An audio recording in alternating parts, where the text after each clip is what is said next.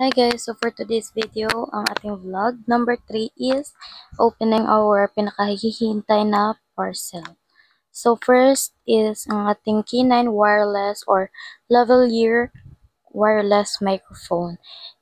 Sa Shopee ko po ito binili kasi wala akong COD sa TikTok. And itatry po natin siya kung worth it ba. And then yung one piece lang muna yung binili ko. Baka sa susunod order ulit ako. And ito ay 200 plus. Ililink ko po sa aking TikTok. Hi guys, so as you can shop. see, And then, may microphone na po tayo.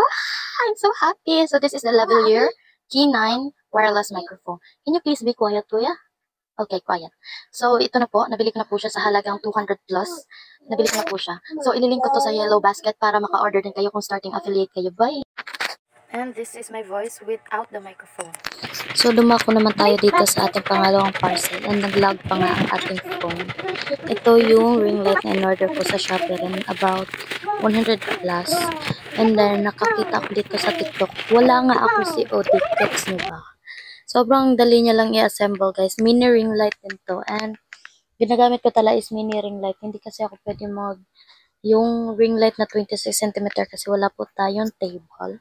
Dito lang po tayo sa ating mini table. Kaya yan.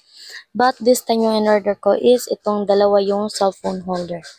Para naman makapag-live and makapag-video tayo at the same time.